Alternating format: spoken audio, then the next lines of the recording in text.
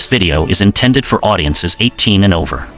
What if the most chilling clue to a murderer's identity wasn't found in forensic labs or hidden confessionals, but held in the trembling hand of a brave young girl in her final moments? What if an ordinary afternoon hike could suddenly transform into a terrifying landscape where an unseen predator lurked, leaving behind a digital whisper that would echo through years of an unsolved mystery? Today, we delve into a case where a heroic act of raw courage, captured on a simple smartphone, became the relentless beacon guiding investigators through a labyrinth of fear and unanswered questions. This is the story of how a final, desperate instinct became the key to unlocking a killer's identity, delivering a profound lesson on vigilance and the enduring power of human spirit, even in the face of unimaginable darkness. A small phone, held steady in a trembling hand, would soon capture the chilling truth, a truth that would haunt a nation for years, yet ultimately lead to an unforeseen reckoning. Welcome to the story, True Crime Deep Dive. The quiet, unassuming town of Delphi, Indiana, on February 13, 2017, held the false promise of an ordinary day. School was out, offering a brief reprieve from the routine, and for best friends Libby German, aged 14, and Abby Williams, 13, it presented an opportunity for a simple, joyful outing. They were dropped off by a family member at the Mononhigh Bridge, an abandoned railway trestle repurposed into a popular trail. It was a place of local beauty, a familiar landmark, where countless memories had been made.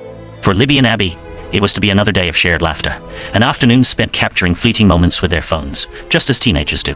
Libby, with an instinct that would later prove pivotal, snapped a final poignant photo of Abby walking alone on the bridge, a moment she uploaded to Snapchat, unknowingly documenting a serene scene on the precipice of tragedy. As the afternoon shadows lengthened, the girls were expected back, but they never arrived. What began as a flicker of concern quickly escalated into a palpable fear, spreading like wildfire through their families and the tight-knit community. A desperate search was swiftly organized, volunteers braving the encroaching darkness, their calls echoing through the woods, unanswered. The night was cold, long, and filled with an agonizing silence.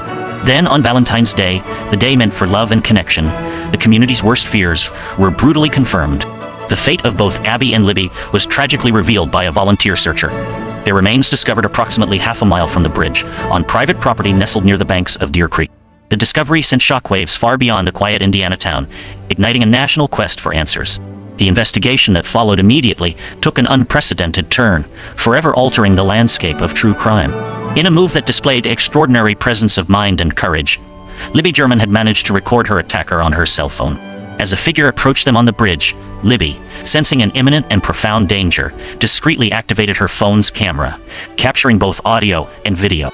This singular, courageous act would provide investigators with the only substantive clues for years, a digital lifeline in an otherwise impenetrable fog.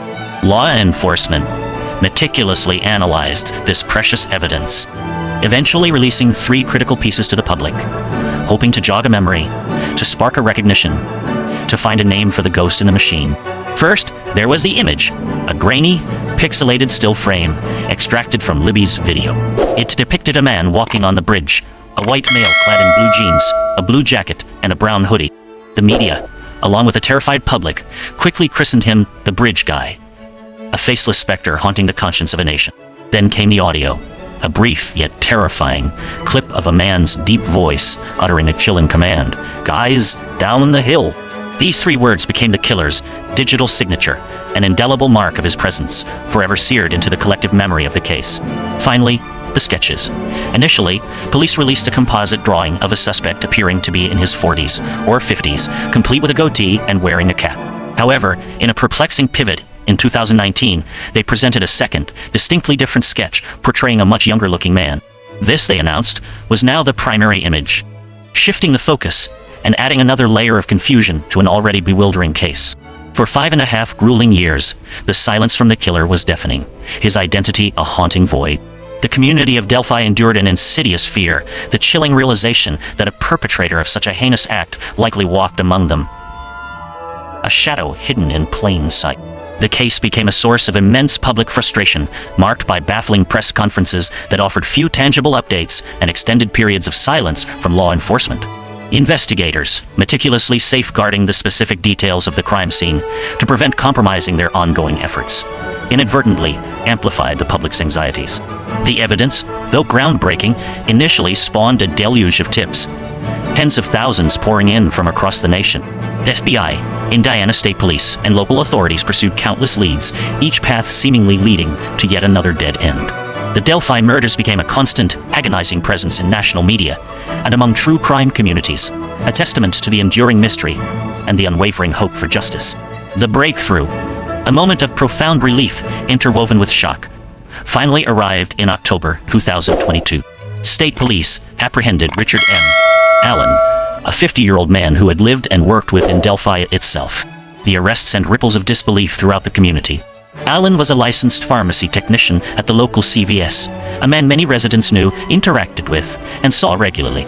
He had been residing less than 2 miles from the very trail where Abby and Libby's lives were so tragically cut short. Court documents later revealed a startling detail. Allen had been interviewed by police as early as 2017, in the immediate aftermath of the murders. He readily admitted to being on the bridge that fateful afternoon when the girls disappeared, claiming he saw them, and then simply left. At the time, his story apparently wasn't deemed suspicious enough to warrant further immediate investigation. The crucial piece of forensic evidence that ultimately unraveled Allen's years of hidden culpability was an unspent bullet. This single, small metallic cylinder was discovered at the crime scene, positioned between the girls' bodies. Through meticulous forensic analysis, investigators were able to establish a definitive link between this bullet and a specific handgun owned by Richard Allen. When investigators executed a search warrant on his home in 2022, they seized the firearm in question. Subsequent testing conclusively confirmed it was the weapon from which the unspent round had been cycled, indicating it had been loaded into and then ejected from that very gun. Further strengthening the case, witness statements corroborated that Allen had been observed on the trail that day, wearing attire strikingly similar to that of the elusive bridge guy, captured in Libby's chilling recording. Richard Allen was subsequently charged with 2 counts of murder. He has entered a plea of not guilty, and the legal case against him continues to unfold, marked by numerous complexities, including a significant leak of crime scene evidence to the public and ongoing conflicts over his legal representation. The trial is anticipated to be one of the most intensely scrutinized legal proceedings in the state's history, drawing national attention. While Allen's arrest brought a profound, if delayed, sense of relief to a community that had waited for years for answers, it has also opened new questions, particularly concerning whether Allen acted alone in the perpetration of this horrific crime. Yet, for the families of Abby Williams and Libby German, the arrest represented the first tangible step toward the justice they had so bravely sought. It was a step made possible by the extraordinary courage of a young girl who in her final moments chose to use her cell phone to capture the image and voice of her own killer, leaving behind a legacy of heroism in the face of unspeakable evil. What if, in those crucial seconds on the Monon High Bridge, Libby German had not possessed the incredible foresight and bravery to record her attacker?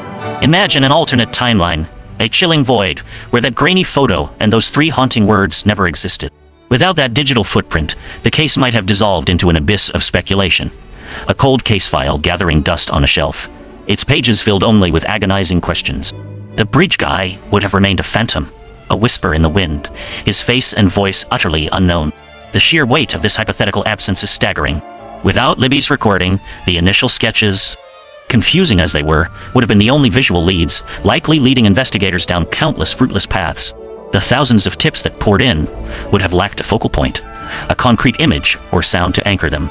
The meticulous years-long manhunt, fueled by the hope of identifying that solitary figure on the bridge, would have been aimless, devoid of its most critical compass. Richard Allen, if he had been interviewed in 2017 without the compelling digital evidence to eventually contradict his story, might have simply faded back into the fabric of Delphi, an ordinary man leading an ordinary life, his dark secret undisturbed. His admission of being on the bridge that day would have been just another uncorroborated statement, easily dismissed. The unspent bullet found at the crime scene, while a crucial piece of physical evidence, might never have been linked to a specific suspect without the converging lines of inquiry that Libby's recording eventually generated. The unique connection between the physical evidence and a human suspect would have been fractured, perhaps indefinitely. Consider the psychological impact on the community. For potentially decades, the residents of Delphi would have lived under a heavier pall of fear, the knowledge that an unidentified killer walked among them, a constant, gnawing anxiety. Trust would have eroded further, every stranger a potential threat, every familiar face a potential enigma. The families of Abby and Libby would have been subjected to an even more profound and enduring agony, a perpetual state of limbo, denied the closure, however partial, that an arrest can bring. The public's frustration with law enforcement would have intensified, morphing into despair as the trail grew colder with each passing year, the hope for justice dimming into oblivion. The "what if" scenario underscores the tragic role of chance and seemingly small decisions. What if Libby had chosen a different app, one without the instant recording capability? What if her phone had run out of battery, or she had been too frozen with terror to act? Each of these, seemingly minor variables, held the power to irrevocably alter the course of this investigation, pushing justice further out of reach.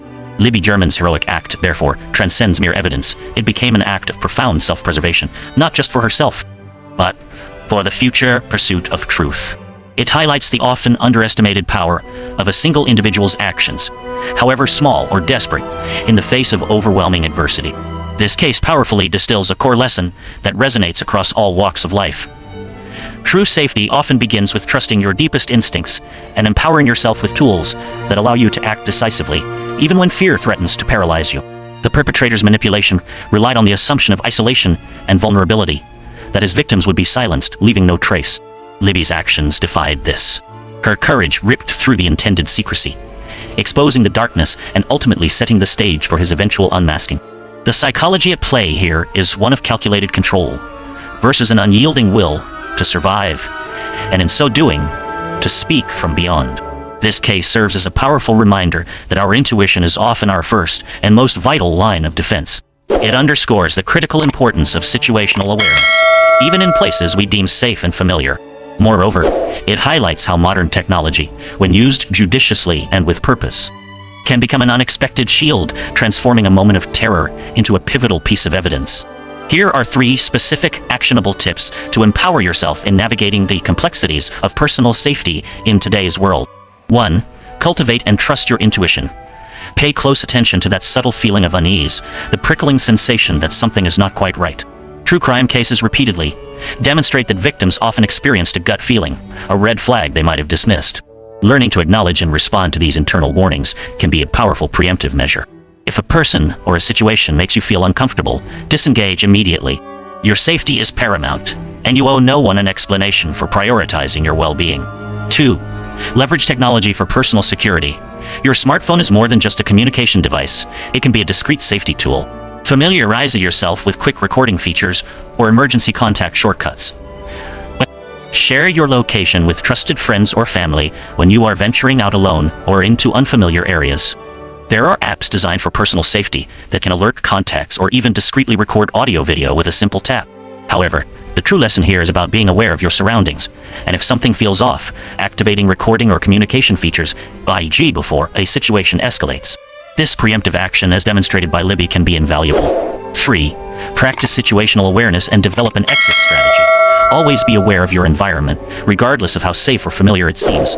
Notice who is around you, identify potential escape routes, and consider